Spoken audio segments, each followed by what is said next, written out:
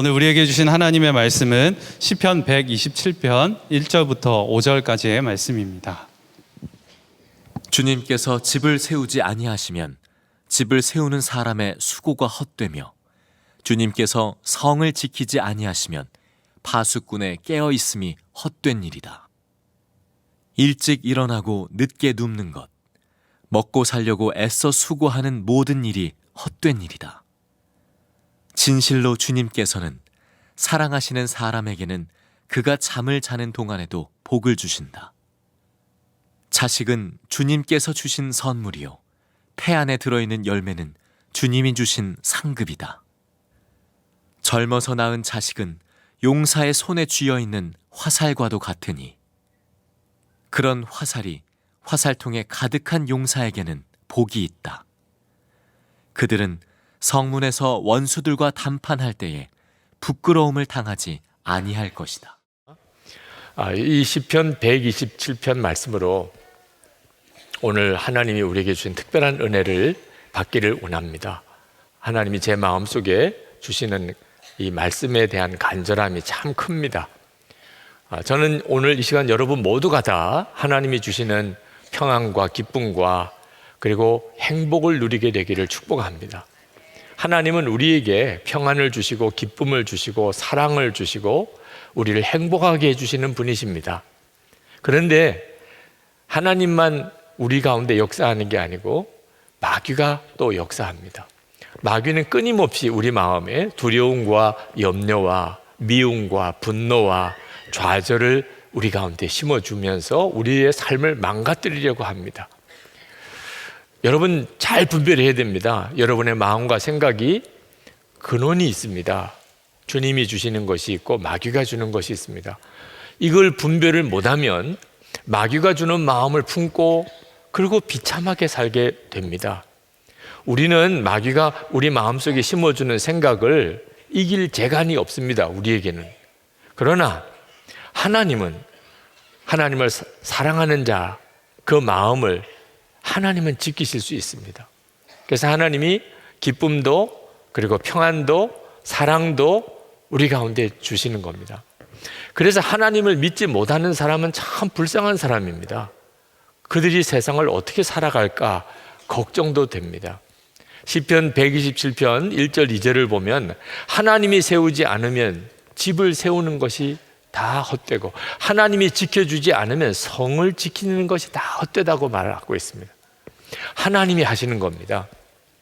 사람이 일찍 일어나고 늦게 눕고 그리고 뭔가 돈을 벌어 먹기 위해서 수고하고 애쓰는 일이 많지만 나중에 다 보면 그게 다 허사입니다. 노력한다고 고생했다고 잘 사는 게 아니잖아요.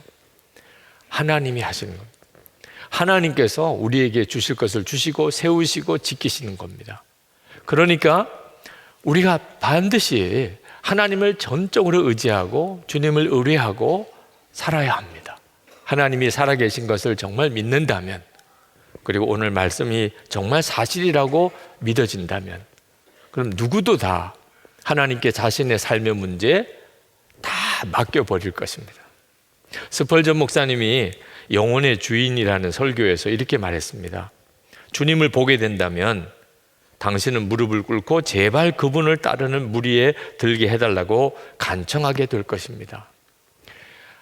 하나님을 위해서 헌신하는 것에 대해서 부담스럽게 생각하는 사람들이 많습니다. 이유는 하나님을 만나지 못했기 때문에 그렇습니다. 하나님을 만나고 그분이 어떤 분인지 알게 되면 하나님의 쓰시는 그 무리 속에 들어가기를 갈망하게 됩니다. 그 은혜의 눈이 여러분에게 열리기를 축복합니다. 우리는 애초에 만들어지기를 창조되기를 하나님을 전적으로 믿고 하나님께 모든 문제를 맡기고 그렇게 살도록 만들어졌습니다. 우리가 그렇게 만들어진 존재입니다. 그걸 어떻게 알지요? 잠자는 거 보면 압니다. 우리가 하나님을 전적으로 믿고 우리 삶의 모든 걸 맡기고 사는 그런 존재인 것을 우리가 매일 경험하는 것이 잠을 자는 겁니다. 오늘 이 시편 127편의 유명한 구절이 2절에 사랑하는 자에게, 하나님이 사랑하는 자에게 잠을 주신다는 표현입니다. 근데 이 정확한 표현은 오늘 세번역으로 읽으셔서 보시겠다시피 하나님이 잠을 주신다는 게 아니고 잠을 자는 동안에도 복을 주신다는 것입니다. 그러니까 오늘 이 시간에 여러분이 예배드리고 설교 듣는데 잠이 오는 것을 하나님이 사랑하신다고 주장하면 안 됩니다. 아유, 하나님이 나를 사랑하시나 봐요, 이렇게 잠을 주시는 거 보니. 아닙니다. 하나님이 여러분에게 말씀하시려는 것은 우리가 자야 될 시간에 잘 때도 하나님이 우리에게 복을 주신다는 겁니다. 여러분, 우리는 정말 잠을 많이 잡니다. 하루에 적어도 3분의 1은 잡니다. 평생을 생각하면 우리가 살아가는 동안에 사실 잠을 엄청나게 많이 잡니다. 3분의 1은 그냥 자는 겁니다. 하나님이 그렇게 만드셨습니다. 자는 동안에 아무것도 못 하잖아요. 생각도 마음대로 못 하잖아요. 완전한 무방비 상태. 내가 할 수 있는 것은 아무것도 없이 그냥 잠만 자는. 그러니 한편으로는 걱정도 됩니다. 노력하고 애써서 사는 줄로 아는 사람들은 잠자는 게 아까운 겁니다. 그런데 여러분, 우리가 잠자는 동안에 해는 뜨고 또 달도 뜨고 하루가 지나가고 세상은 변함없이 다 돌아갑니다. 하나님이 다 하십니다. 우리 자신도 그렇습니다. 우리는 그냥 자는 것뿐인데 우리 몸이 자는 동안에 회복이 되어서 그 다음날 하루를 살아갈 힘을 회복하잖아요. 제일 많이 자는 존재가 갓난아기입니다. 거의 하루에 18시간도 잡니다. 그런데 그렇게 자면서 그 아이들이 자랍니다. 자는 동안에 자라게 만드신 거죠. 어린아이만 아닙니다. 우리 자신이 매일 하나님을 믿고 하나님께 다 맡기고 그냥 잠만 자는 삶을 우리가 살아가는 겁니다. 이창호 박사님 바디 바이블이라는 책에서 잠은 하나님께서 당신의 품에 우리가 안기라고, 우리를 품어주는 시간이라고 그랬습니다. 우리가 자는 시간은 하나님 아버지의 품에 안기는 겁니다. 이제 내게 와서 쉬라. 모든 문제 다 내게 맡기고 푹 자거라. 우리가 잘 때마다 하나님은 우리를 그렇게 초청하시는 겁니다. 그러니 여러분, 정말 우리는 하나님을 정말 믿고 맡기고 살도록 만들어진 존재잖아요. 여러분이 그 사실을 분명히 명심해야 합니다. 우리가 하나님을 정말 믿고 주님께 문제를 다 맡기고 살면 그 다음 짜증날 일, 우울할 일, 염려, 근심, 조급할 일 없어집니다. 한동대학교 초대 총장이었던 김영길 박사님이 고생 많이 하셨습니다. 한동대학을 설립하는 과정에서 겪었던 어려움은 정말 상상이 안 될 정도입니다.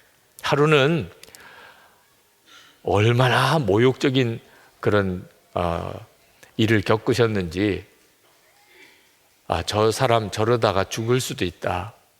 너무 마음에 충격이 되고, 그리고 스트레스가 쌓이는 일이라 어떻게 견딜까. 그런 참 어려운 일을 겪은 날, 그 아내 되시는 김영애 권사님이 이러다 남편 정말 죽는 거 아니야? 이런 걱정이 되는데, 정작 그 김영길 총장님은 집에 오셔서 저녁을 아주 잘 드시더래요. 그리고 주무시는데 금방 숙면을 하시더래요. 너무 감사하더랍니다. 이렇게 잘 드시고 잘 주무시니 너무 감사하다. 그러면서도 정말 이해도 안 되고 믿어지지도 않아요. 어떻게 그럴 수 있는지. 그래서 그 다음날 아침에 물었대요. 여보, 당신 어제 그런 일을 겪고도 어떻게 그렇게 깊이 잠을 잘 주무실 수 있느냐, 마음의 상처도 안 되느냐.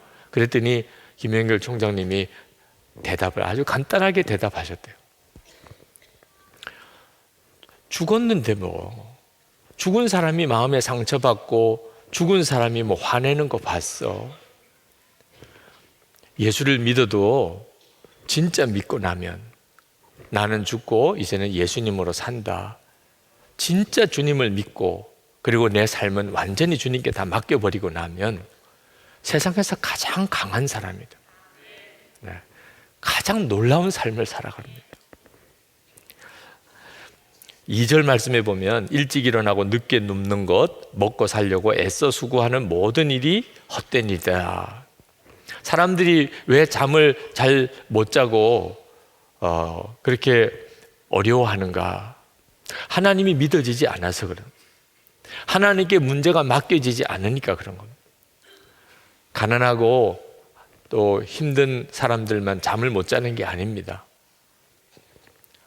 뭐 먹고 사는 거 전혀 걱정이 없을 만한 것 같은 사람도 잠을 못 잡니다. 자면은 손해라고 생각, 자면은 진다고 생각, 어떻든지 잠을 줄이는 거예요. 공부하는 학생들 더 공부하고 또 학위를 하려고 하여튼 잠을 최대한 줄입니다. 돈 버는 것도 어지간히 돈 버는 재미가 들고 나면 자는 게 아깝습니다. 어떻든지 안 자고 돈을 더 벌려고 합니다. 또 즐기고 하려고 어떻든지 잠을 자지 않고 즐기려고 합니다. 그러다가 정말 온 국민이 수면 부족입니다. 그것 때문에 우리가 치러야 될 대가가 엄청나게 큽니다. 여러 가지 우리 일하는 현장에서 일의 효율성이 떨어지죠. 잠이 제대로 자지 못하면. 의료비도 증가해요. 잠자지 못해서 병드는 일이 많습니다. 온갖 사고들이 벌어집니다. 졸음운전으로 일어난 사고들 소식을 계속 듣잖아요. 쥐를 실험을 했는데 잠을 재우지 않고 자꾸 수면 시간을 줄였더니 거의 미치고 그리고 죽어버리더라고요. 잠을 자지 않는다는 것은 믿음이 없어서 그런 것입니다. 하나님이 믿어지지 않으니까 잠자는 시간이 두렵고 아깝다는 거죠. 그런데 하나님을 정말 믿고 나면 잠자는 시간은 매일 내가 경험하는 정말 가장 놀라운 은혜의 시간. 믿고 맡기고 잤는데 하나님이 다 책임져 주시더라. 세상에 이보다 더 편안하고 즐거운 일이 어디 있습니까? 하나님은 우리 모두에게 내게 오라, 그래서 쉬라, 편안하게 자라, 다 맡기거라. 우리 주님은 우리 모두를 다 그렇게 초청하셨습니다. 세상에서 어떤 사람을 초청할 때는 까다롭습니다. 그 사람이 어느 정도로 유능한 사람인가, 그 사람이 직책은 뭔가, 그 사람 직업은 뭔가, 어느 학교 출신인가, 얼마나 똑똑한가, 돈은 얼마나 버는가. 우리는 세상에서 사람을 초청할 때는 이런 것들을 따져서 초청합니다. 그런데 하나님은 정반대십니다. 하나님은 오히려 아무것도 할 수 없는 사람, 완전히 무방패 상태인 사람, 세상에서 무능하다고 손가락질 받는 사람, 세상 사람들이 다 버린 것 같은 사람, 그런 사람도 다 오라 하십니다. 마태복음 11장 28절에 수고하고 무거운 짐진 자들아 다 내게로 오라, 내가 너희를 쉬게 하리라. 하나님이 초청하는 사람은 수고하고 무거운 짐을 진 사람입니다. 여러분 중에 나는 정말 수고하고 무거운 짐이 있어, 하나님이 여러분을 초청하고 계시는 겁니다. 주님은 우리에게 쉬게 해주시겠다고 약속하셨습니다. 그런데 이 쉼은 두 가지가 있는데, 하나는 구원의 잠, 구원의 쉼입니다. 이 구원의 쉼은 영원한 쉼이고, 그리고 이미 우리 가운데 다 이루어졌고 우리는 그냥 믿기만 하면 됩니다. 예수님을 믿으면 우리는 영생을 얻었습니다. 열심히 노력해서 앞으로 구원을 얻을 사람이 아닙니다. 우리는 이미 구원을 받아 누리는 사람. 우리가 할 일은 감사하고 찬송하기만 하면 됩니다. 그 구원의 쉼을 우리 모두가 다 받았습니다. 또 하나의 쉼이 있습니다. 그것은 일상의 삶 속에서 누리는 쉼입니다. 이 일상에서 누리는 쉼은 구원의 쉼에서부터 오는 것입니다. 하나님이 나를 위해서 독생자까지 주시고 예수님 나 위에 십자가에 죽으셨음을 내가 믿고 내가 구원받았다는 확신이 내 마음속에 있으면 그 다음에 그 사람은 하나님께 자신의 문제를 다 맡기고 삽니다. 예수님이 나의 주님이시니까 주님께 염려와 근심을 다 맡기고 산, 그럴 때 우리가 일상의 삶 속에서도 진정한 쉼을 누리게 되는 겁니다.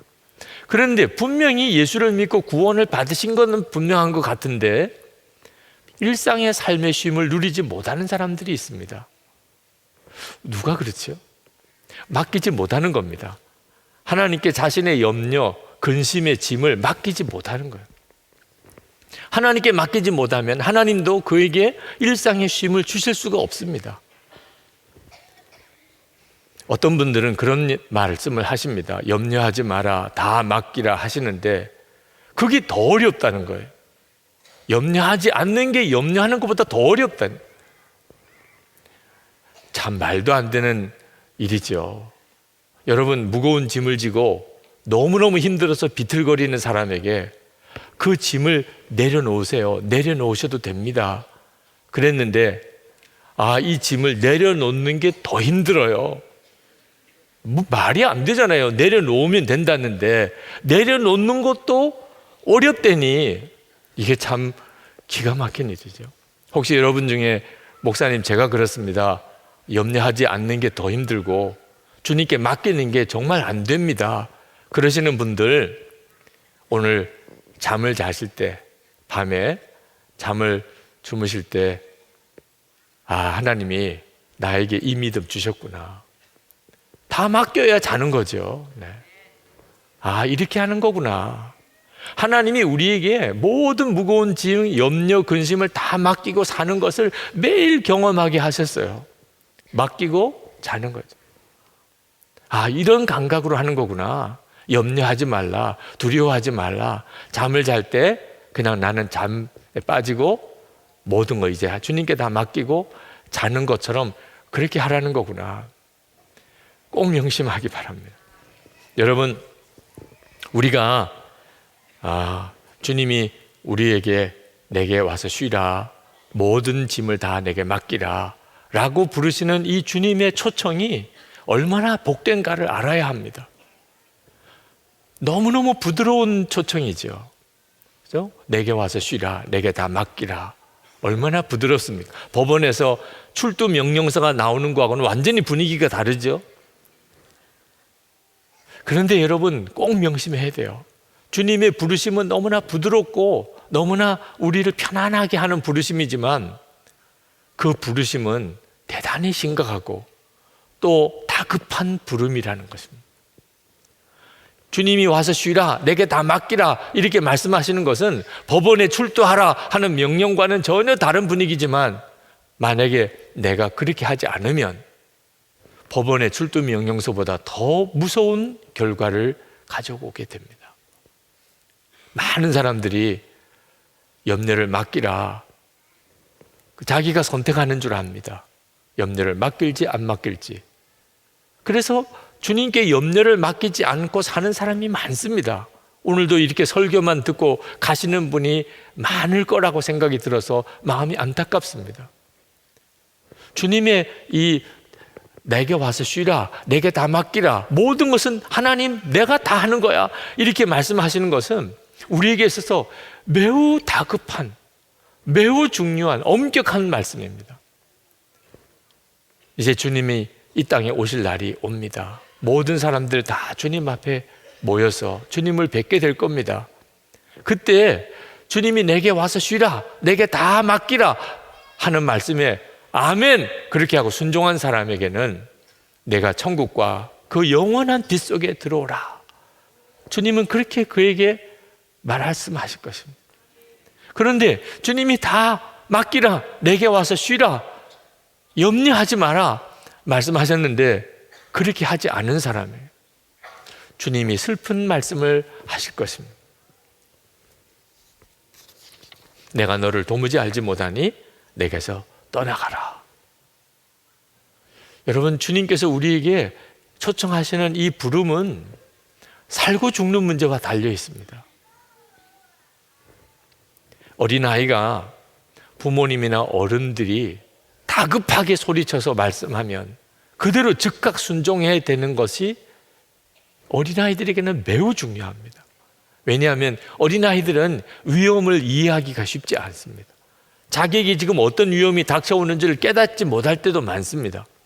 저기서 차가 아주 빠른 속도로 다가오는데 길가에서 아이가 놀고 있다면 그걸 본 엄마 아빠는 다급하게 빨리 뛰어와 그렇게 말할 거잖아요.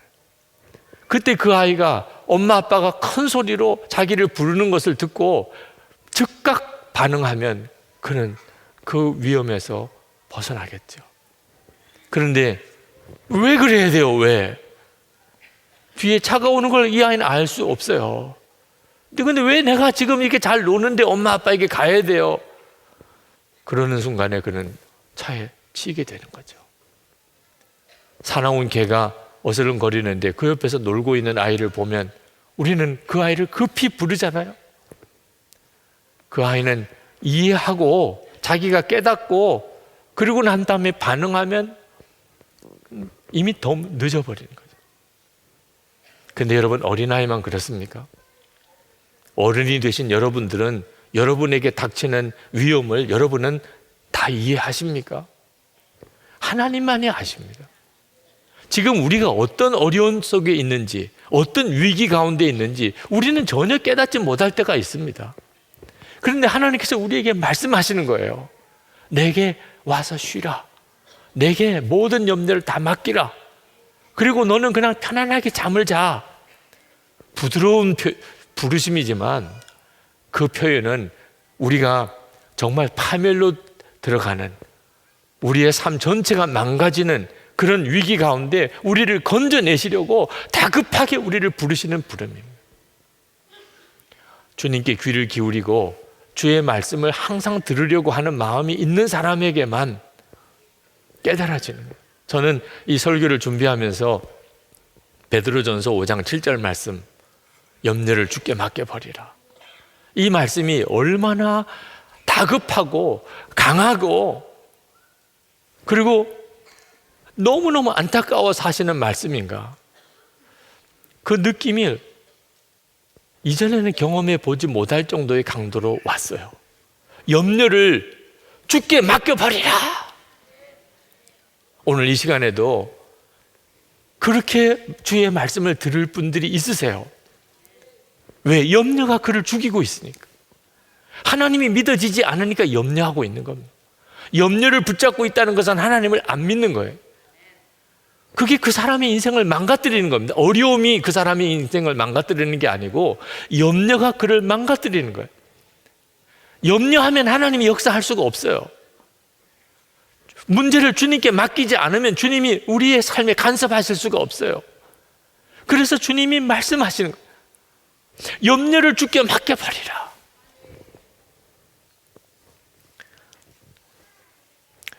염려를 하는 것은 온갖 질병을 일으키기도 합니다. 그래서 염려하지 마라, 스트레스 받지 마라, 그 건강을 위해서 그렇게 하라, 이렇게 권하기도 합니다. 근데 여러분, 염려는 단순히 건강의 어려움만 주는 게 아닙니다. 영생의 문제도 달려 있습니다. 누가복음 21장 34절을 보면 너희는 스스로 조심하라. 그렇지 않으면 방탕함과 술 취함과 세상의 염려로 마음이 둔하여지고 뜻밖의 그날이 덫과 같이 너에게 임하리라. 염려가 얼마나 무서운지 모르니까 그냥 염려하는 것을 스스로 받아들이는 거예요. 만약에 이 염려가 얼마나 무서운 건지 안다면 염려가 생길 때 즉각 주님께 나갈 것입니다. 빌리 그레이엄 목사님이 내 모습 이대로에서 이렇게 말했습니다. 40년 전 스케줄을 돌아보고 내가 엄청나게 많은 일을 했다는 사실에 깜짝 놀랐다. 그 모든 약속이 정말 필요했을까? 받아들일 일과 거절해야 할 일을 분별 있게 판단했는지 나는 잘 모르겠다. 나는 가족과 매일 함께 하지 못했다. 하나님께 가까이 나아가 그리스도의 형상을 좀 더 닮아가는 영적 성숙을 위한 시간을 더 가졌어야 했다. 나 자신만을 위해서가 아니라 다른 사람을 위해 더 많이 기도했어야 했다. 빌리 그레이엄 같은 목사님도 인생을 살고 노년에 가서 돌아보니까 내가 꼭 해야 될 일을 한 건가? 하기는 너무나 많은 일을 했는데 사실 내가 더 힘써야 되는 것은 주님 앞에 더 다가가는 것, 그리고 더 많이 기도하는 것이 아니었을까? 여러분, 이 후회가 빌리그리암 목사님만의 후회입니까? 여러분은 지금까지 살아온 인생을 한번 돌아보십시오. 얼마나 소중한 인생인데 얼마나 쓸데없는 일에 많은 시간을 낭비했습니까? 주님께서 내게 오라, 다 맡기라, 편안하게 잠을 자라 하신 말씀은 아무것도 하지 말라는 뜻이 아닙니다. 주님과 함께 하자는, 우리가 겪고 있는 모든 일이 다 주님과 함께 하자. 주님과 함께 하는 것이 쉼입니다. 주님이 나와 함께 하신다는 게 믿어지는 게 쉼이라니까. 그러면 우리에게 부딪히는 모든 일들이 다 즐거운 일이 됩니다. 기대가 됩니다. 하나님의 역사에 대해서 바라보게 됩니다. 인생 전체가 달라지게 되는 거예요. 저는 나이가 드는 것이 이제 좀 두려워지는 때가 됐습니다. 한 해 한 해, 올해도 이렇게 한 해가 지나가고 또 한 살 나이가 들 때가 됐는데 이제는 그 일이 가슴에 이렇게 두려움이 되는 일도 많습니다. 염려도 하나둘 이렇게 생기게 됩니다. 그래서 마음에 하나님 앞에 결심을 한 것이 있습니다. 하나님, 제가 염려하지 않겠습니다. 걱정하는 것을 포기합니다. 그렇게 결단했어요. 왜? 자꾸 염려와 근심거리가 저를 갉아먹는 것을 알았기 때문에. 하나님을 믿지만 어디서부터인지 계속 염려와 근심거리가 생기는 거예요. 하나님, 저 이제 염려 안 하겠습니다. 결단을 해야 된다는 걸 알았어요. 여러분, 염려할 일이 없으니까 염려가 안 되는 적은 없습니다. 염려거리는 앞으로 계속 많이 늘어날 겁니다. 중요한 것은 여러분이 결단했느냐 하는 거예요. 염려하지 않기로, 정말 염려하지 않기로 결단했는. 저는 오직 하나만을 위해서 힘쓰기로 했습니다. 어떻게 살까, 뭘 먹을까 다 염려 안 하고 오직 하나, 항상 주님 바라보고 그리고 기도하고 주님께서 말씀하시면 순종하고 그것을 매일 기록해보고 그거 하나만 하기로 했어요. 계속 제 마음속에 두려움이 오는지 염려가 내 자리에 자리 잡았는지, 그래서 그날 그것을 정리하고 또 정리하는 것을 제가 하기로 결심을 했습니다. 저는 밤에 잘 때마다 하나님 앞에 제 삶 전체를 주님께 맡기는 시간을 갖습니다. 하나님, 잡니다. 주님께 다 맡깁니다. 그리고 자는데 얼마나 마음이 참 편안해지는지, 이게 하나님을 믿는 거구나. 여러분, 자리에 누워서 하나님께 다 맡깁니다. 정말 주님 사랑합니다. 저와 함께 계셔서 너무 감사합니다. 그리고 이렇게 잠을 주무셔 보세요. 이것이 하나님을 믿는 거구나 느껴집니다. 저는 잠을 잘 못 자게 되는 중요한 원인 중에 하나가 설교 준비 때문에 그랬어요. 특히 토요일 밤은 저에게 있어서는 정말 악몽과 같은 날. 주일에 설교 들으러 많은 분들이 사모함으로 오시는데 제가 그들에게 말씀을 잘 전할 수 있을까? 잘 말씀을 전할 준비가 됐나? 여러분, 설교 준비는 끝이 없습니다. 항상 뭔가 부족한 것 같습니다. 그래서 토요일 밤을 그냥 꼴딱 세운 적이 많습니다. 설교 잘해보자는 거지만 어느 순간에 그게 믿음이 아니라는 걸 알았어요. 믿음이 아니었어요. 왜 믿지 못할까?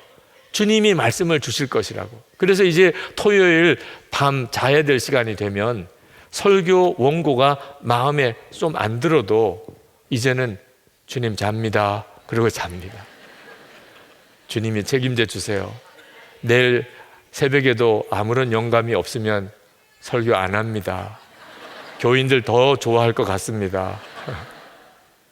계속 안 주시면 저 그냥 경비하겠습니다.